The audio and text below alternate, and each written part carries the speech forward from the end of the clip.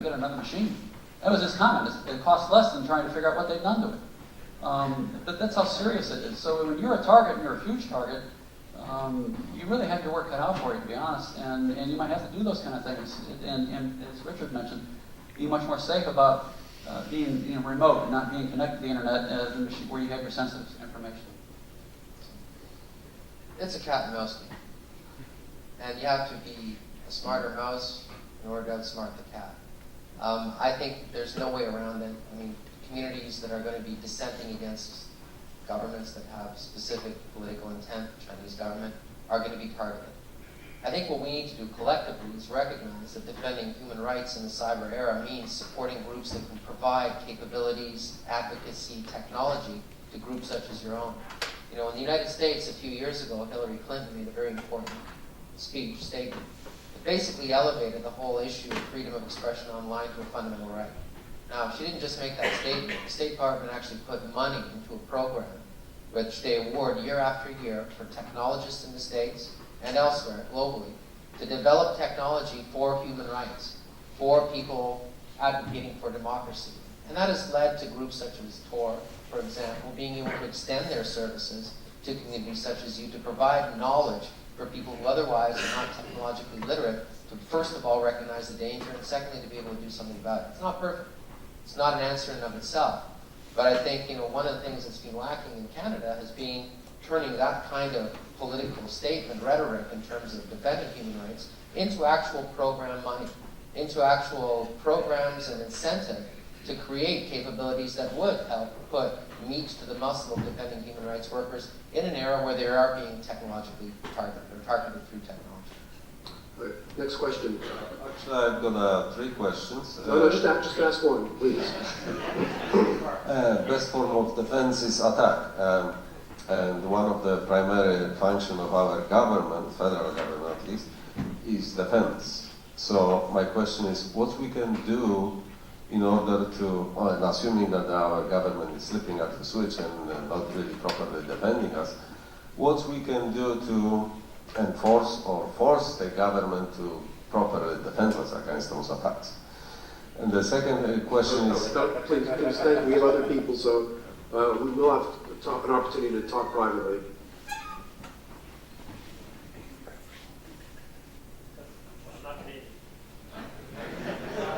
I've already sort of partially answered that question in saying that I think there's a lot we can do working with the Telecommunications Act, for example, in order to incentivize those who operate the bulk of the infrastructure for cyberspace to actually take security as one of the services that they deliver rather than sort of forcing them away from it. I mean, if you're asking whether or not the government of Canada should develop an offensive capability in cyberspace, I think the answer is yes, and it probably already has, wink, without answering anything. The challenge with cyber weapons, as I mentioned before, is the fact that unlike just about any other weapon system, when you use it, you actually lose it. Not only do you lose it, but you actually give it to your opponent to be able to use. So it's something which is difficult, I mean, conceptually difficult. To some extent, weaponizing code right now, the challenge of it, besides this fundamental challenge of the fact that you're giving away your weapon, is the fact that it's largely described in terms of its effects in legal terms. What is it going to affect and how? How can you guard against the legal liability of it propagating itself across networks? Now, part of that problem has been solved. In fact, Stuxnet is a really good example, because Stuxnet's beauty is the fact that it was made up of 2 components of code. The propagator code, which is sort of, if you use the analogy of a missile, the thing that gets the warhead up into its apogee, and then the actual warhead code that affects the target that you're hitting. So with Stuxnet, what we saw is a lot of the propagator code showing up on systems around the world, and that was fine. That's the equivalent of me firing off a rifle cartridge. It hits Brian, it burns him. Okay, it doesn't really matter. I didn't mean to shoot him. He just got burnt by the shell casing. But the actual warhead code, which in this case was meant to affect the Siemens controllers and the tanks, it only affected that equipment, nowhere else. Okay? So the practicality of weaponizing code is there. That solves the legal problem.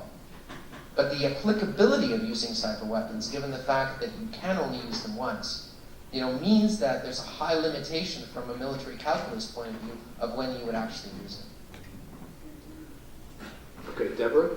My question concerns BlackBerry because I'm still a BlackBerry user, and we've been hearing. I'm very sorry to hear that. But anyway, people have been saying that BlackBerry was the more secure system for email and that sort of thing.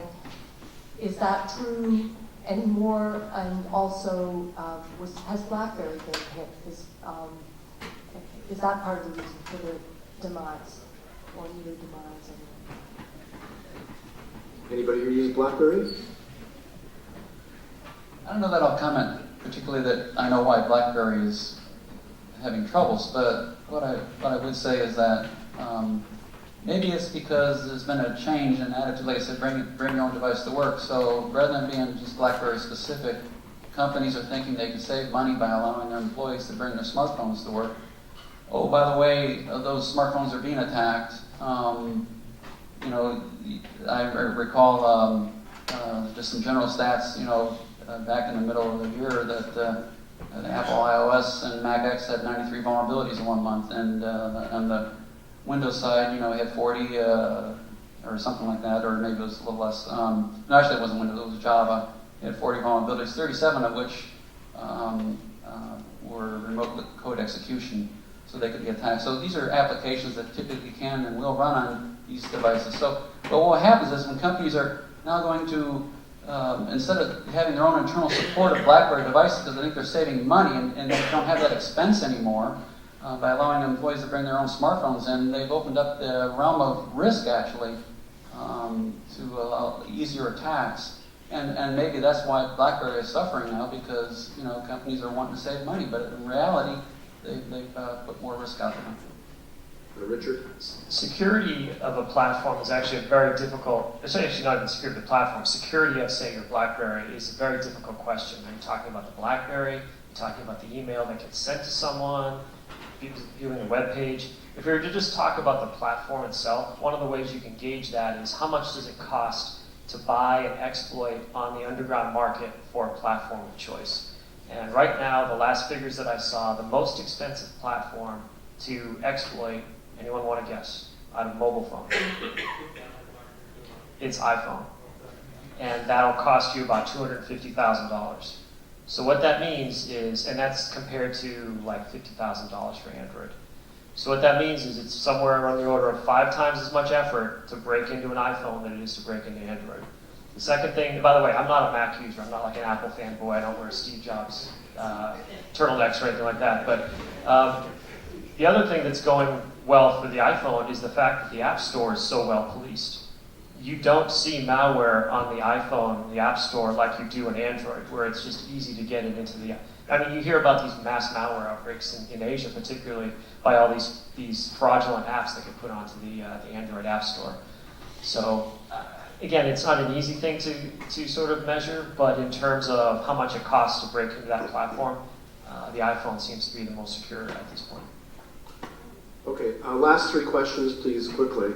To Mr. Rose, I can't pronounce your name. Anyways. They can't answer the question. So.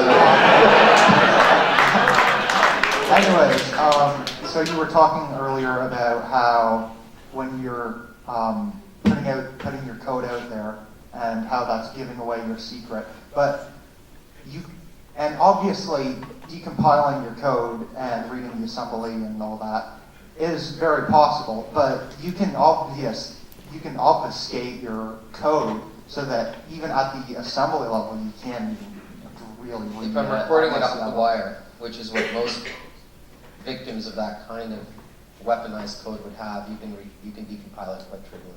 Well, obviously you can decompile it, but you can't really read it very well. I mean, if you obfuscate it to the point where it's just having all these crap processes in there. Yes, okay. Is there a question? Or Yes. My question is, what do you think of the compiler backdoor that, I think it was Brian Kipp, I can never pronounce his name either, he pointed out in his, I think it was award recognition for his Turing Prize or something? Okay, thanks. It's a bit... How about we talk about it over a beer? Yeah, that's a good one for a But I can't rank. Next question. My name is Veda. I'm a professor at the Actually, I went to attend an event, and the presenter presents a product from X company, from X country, and that product is to secure the network. And it's used by Canadian banks. So I came back to the office and asked my colleague and tell him, why don't we have such Canadian company to come up with a secure product that could be used to secure industry and government sites? And he said, well, we have a companies, they have their brilliant ideas, but like Nortel or BlackBerry, they go to bankruptcy. And I asked him, we don't have such module that could protect those companies by government. So is there any Second. path that could taken by the Okay. government to support companies? Thank you. So there, in the example of the states, there are some small groups that write interesting code who do get government grants. For example, there's a group called, well, let me just put a pitch out there. If you're interested in some free software that could help you with some of these problems, particularly if you're a company, look at something called Security Onion. I wrote about it in my latest book. It's absolutely free. There's no upsell to a Mandiant product. It's nothing like that. It's just something that I help with, and two guys, I basically employ them, and then they work on Security Onion. We use it at Mandiant. So take a look at that. It's those sorts of small people who are very motivated and very talented, who you give them a little bit of support, maybe you can get a lot of return. So that's what I would recommend. That I was contacted before coming here by an individual has a product that helps to protect the actual data itself to make it much more secure. So I think things are happening, but you have to look for the new products and things that are out there that can help to better secure information. It's layers of defense. You have to have that. It's called Trustify. I'd answer the question differently. I think that we woefully neglected cybersecurity as a political issue in this country. You know, if you look how much we've actually put into cybersecurity from a priority on the federal government level, it's been minuscule by comparison to either the US or the UK. And I find that very ironic, because realistically, this country was forged by what? Communication from sea to sea to sea.